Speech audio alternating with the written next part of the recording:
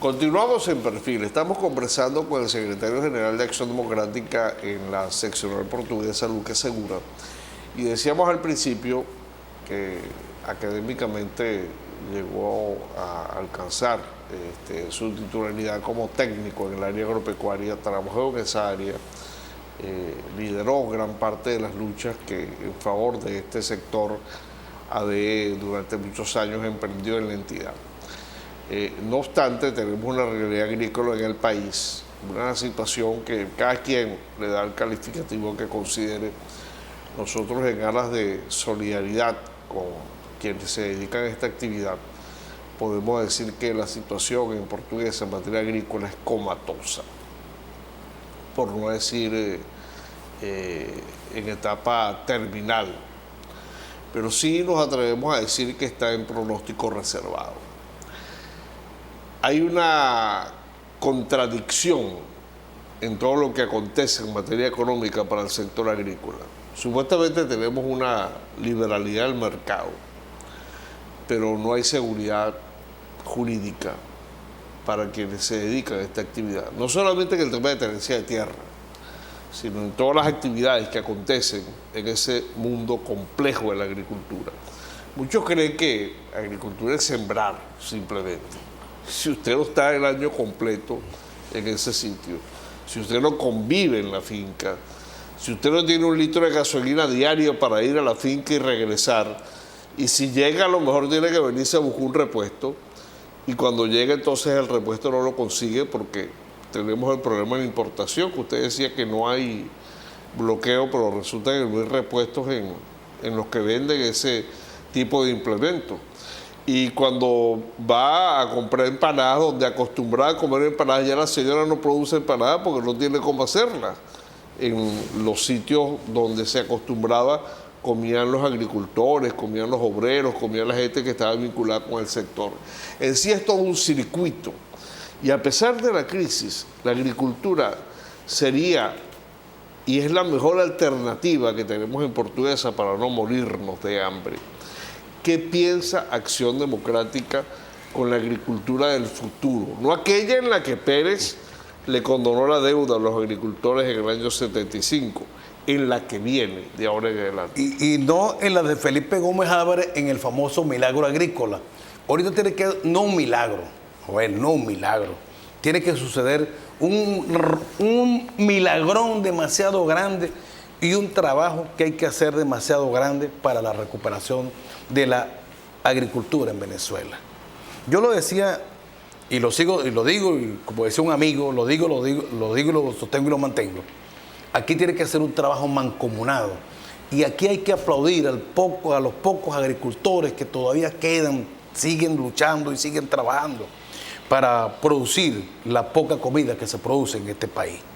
Y es lamentable, Joel, que en el tema del café se volvió al año 50, a los años 50, donde los caficultores tuvieron que sacar el café a la calle, a la calle a secarlo, porque no había gasoil para secar el café.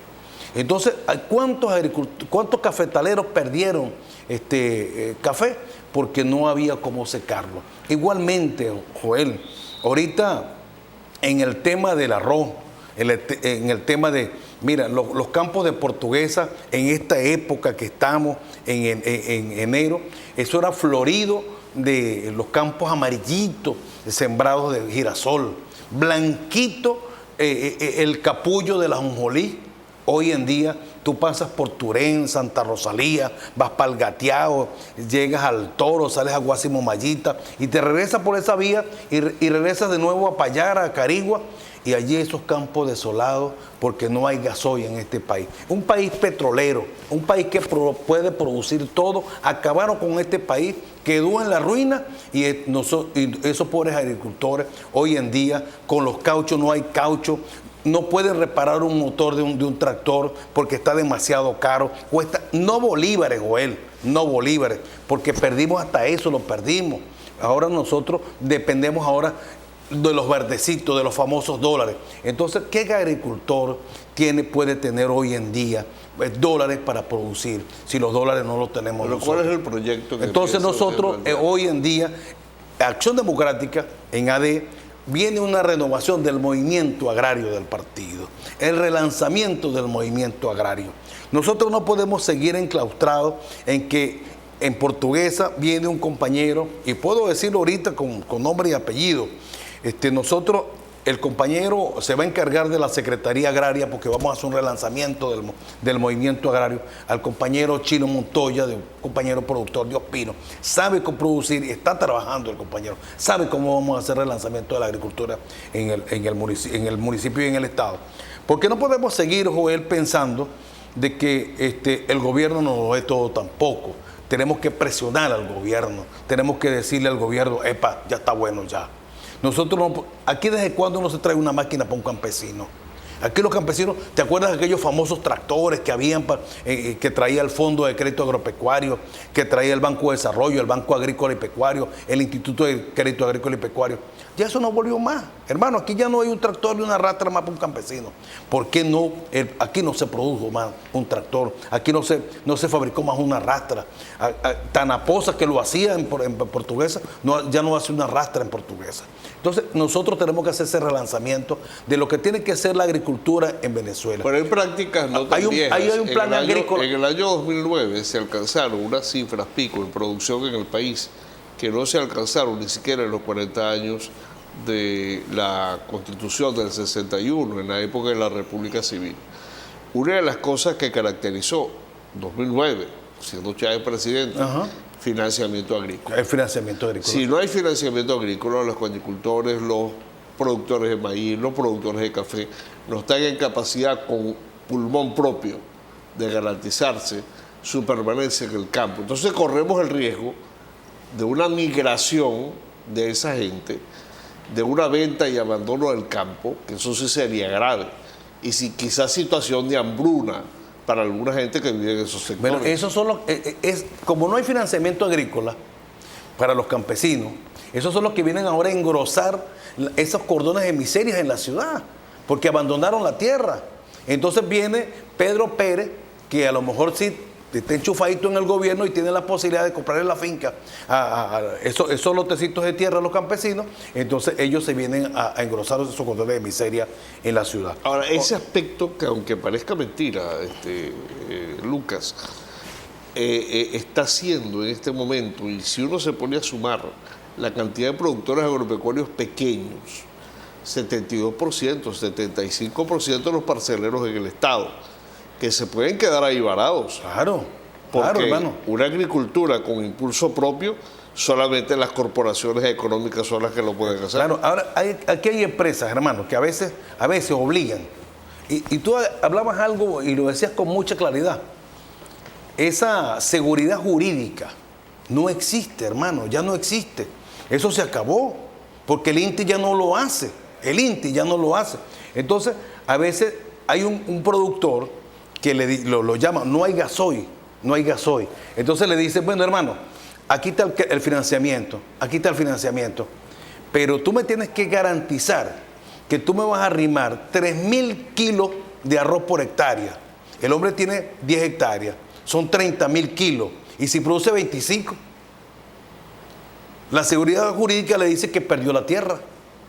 Eso, ¿quién garantiza que ese compañero productor va a producir más de 30.000 kilos de arroz en esa parcela? Y si no lo hace, hermano, ese compañero campesino está propenso a que va a perder su parcela.